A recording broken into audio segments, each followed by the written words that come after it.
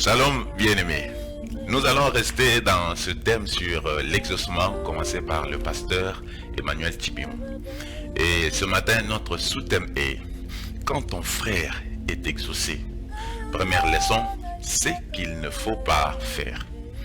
Continuez à partager au maximum autour de vous pour que la parole de Dieu puisse atteindre plusieurs personnes. Alors, Caïn et Abel se présentent devant l'Éternel avec des offrandes. Nous sommes dans Genèse chapitre 4, versets 5 et 8. Et quand Caïn voit son frère être exaucé, il a fait trois choses. Au verset 5, la Bible dit que Caïn fut très irrité et arbora un air sombre. Première chose que tu ne dois pas faire quand ton frère est exaucé est de ne jamais te mettre en colère.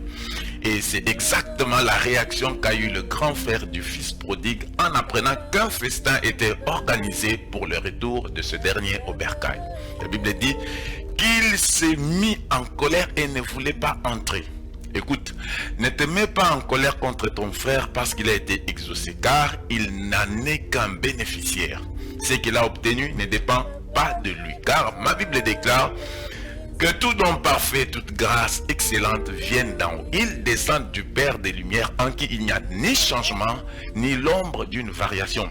J'ai une bonne nouvelle pour quelqu'un ce matin. Écoute, la bénédiction de ton frère ne peut pas être un sujet de colère, mais plutôt un signe pour te dire que ta part existe.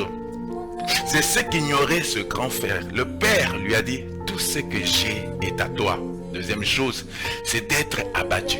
J'aime la description de 2 21 sur Caïn à ce sujet. Il arbora un air sombre. Et la Bible en hébreu français, version de la Société biblique en Israël, dit qu'il s'est renfrogna. C'est-à-dire que le mécontentement de Caïn n'était pas caché. Il montrait publiquement et ouvertement qu'il était mécontent de voir Abel être exaucé.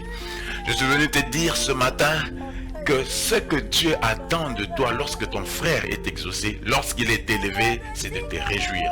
Regardez, les disciples des gens s'attendaient à le voir, lui qui s'était privé de bien des choses pour vivre dans le désert à cause de la bonne nouvelle, être mécontent de perdre des fidèles au profit de Jésus. Mais il va leur dire, c'est-à-dire réagir aussi publiquement en disant que j'éprouve une grande joie et cette joie en moi est parfaite.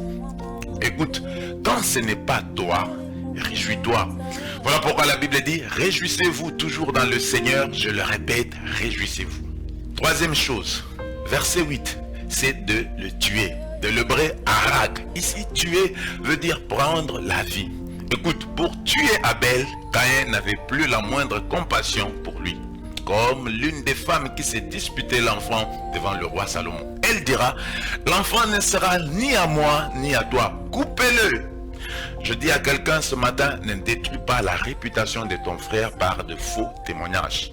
Ne nuis pas à son entreprise en lui mettant les bâtons dans les roues. Ne prends pas la vie qui est dans son ministère par des coups bas, parce que tu ne veux pas le voir être ou avoir ce que tu n'es pas ou n'as pas. Alors, si vous avez été béni par cette méditation, abonnez-vous, aimez, partagez, écrivez-nous ou même commentez. Nous allons vous lire et vous répondre dans un meilleur délai. Quant à moi, je vous dis au revoir et retrouvons-nous le samedi prochain à 6h15 sur Amazing Grace Télévision. Que le Seigneur vous bénisse. Bye.